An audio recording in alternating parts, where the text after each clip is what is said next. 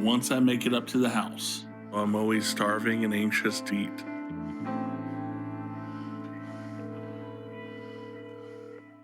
What can I do for you? I got a pretty big order, so Okay, not a problem. the first one, I'm gonna get the Lumberjack Slam Pack. One of those ultimate omelets. And Okay. can I get cheese on my hash browns with that one? Cheese on the hash browns sounds good. Order the cinnamon roll pancakes. Will there be anything else? The double moons over my hammy sandwich, and then to drink, I want 2 chocolate milks. 2 chocolate milks. All right. Thank you very much. Nah. My man ordered the entire breakfast menu.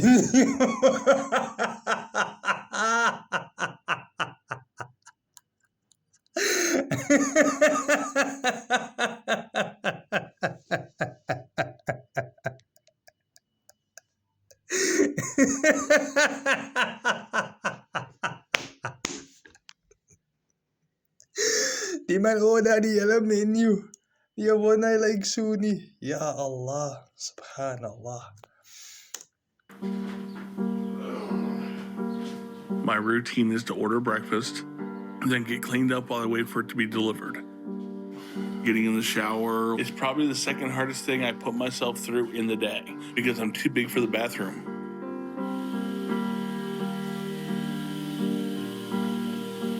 And then we have a tiny corner shower I have to try to squeeze myself into. And then it's hard to get water over most of my body. I have to move around to get it all over me. And it takes a lot of energy out of me and I start to struggle. And that's before I've even tried to wash the areas I need, like under my folds and stuff where I have the biggest problem staying clean. So it's just a discouraging process. I hate it. If I didn't need to do it, I'd skip it. But by the time I'm done, I'm extremely exhausted. My body's in so much pain. Hy man sê, hy's moeg as hy klaar shower gevat het.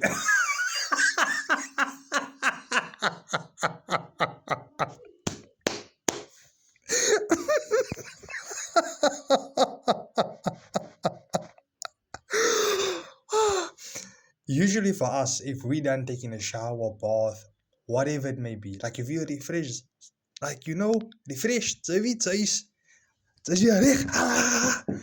This man is, nah. But all I think about is eating.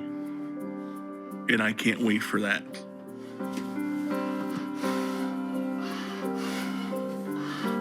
Food helps me to escape the depression that I've had for a long time.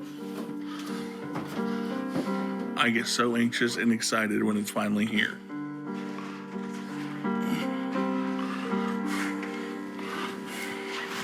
Here you go, sir. Thank you. All right, have a good day, man. You too. Even before I eat, just the smell lets me know that things are about to get better.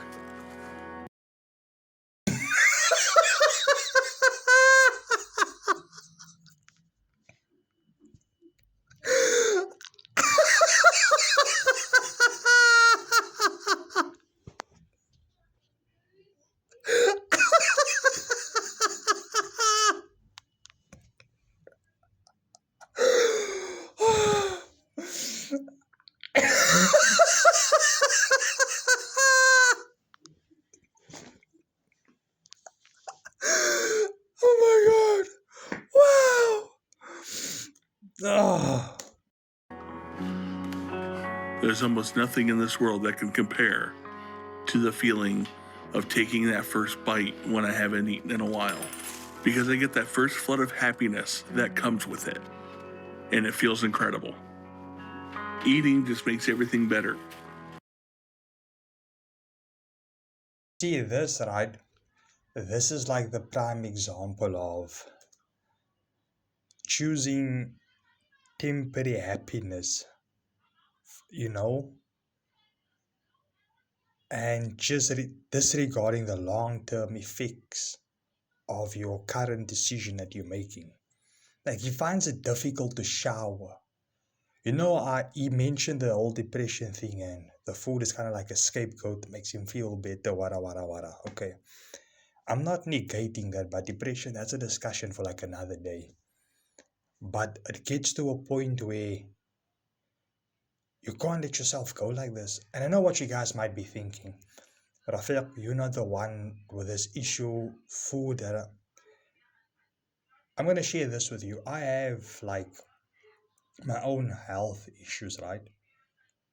And it's related to food. I have a pretty strict diet. I basically eat like a professional bodybuilder. If I need to paint you a clear picture of how strict my diet is. Now and again, I would have like a takeaway here or there, but that's only because I failed to meal prep, you understand? But I have I have a limited diet. Like it's like a bodybuilder program I run. Not because I necessarily want to, but I have to. Because if I don't, I get very sick. Like I've seen the effects it have on my body. And that is my test from God that I need to live with. You understand? I can't cure it. It's, hereditary. It's passed down. But to ask Allah that my kids doesn't get it, you know what I mean? But yeah, so I have my own struggles when it comes to food. It's very difficult to see or to have the resources at your disposal where I can eat whatever I want. I can buy me whatever I want. Whatever take you can think of, I can afford it, alhamdulillah. But I must say no. It's very difficult. And there are days where, yes, my desires, it overtakes me. But not to the extent where I'm going to cause harm like this to myself. Alhamdulillah for that. All praise to Allah for that. No one's coming to save you, bro. Like, you need to make that conscious decision of enough is enough. You understand? And him finding it difficult to move around, get from A to B, just like from his bed to the shower, or taking a shower is difficult for him. When do you tell yourself, like, you know what? Enough is enough, man. Like, I can't keep going on like this, you know? And just another point, in the West, particularly and specifically, countries like America and things like that, it doesn't surprise me that the people are overweight like this, simply because it's far cheaper to eat takeouts in America than it is to cook, you know? Like, I've watched a bunch of other videos also and read on some things. It's easier to eat out than it is to cook. Like, the minimum wage that they make there, in terms of their hourly rate, is the price of a whole meal. So let's say they make $8 an hour, just for an example. A meal with like chips, burgers, fries would be like $7. Stuff like that, you understand? So if you take one hourly rate from your wage, that suffices for a whole meal. But that hourly wage cannot cover groceries to cook. You understand what I'm trying to say? So it's easier to eat out than it is to cook. So of course they're going to be overweight, you know? Like, the poison is fingertips away and it's accessible and it's cheap. So, yeah. It's the only thing that's sort of given me an escape in my life when I've needed it. And there's been a lot of times in my life where I've needed it.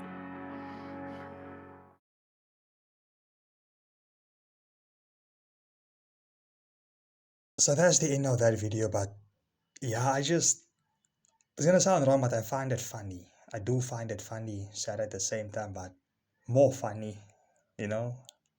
Yeah, I don't know where I went with this. I just came across it and nah, man. Moral of the story, self-control is important, and temporary satisfaction can cause you long-term harm. Just remember that, you know? So yeah, I hope you guys enjoyed that. I genuinely did. Yeah. See you guys on the next one.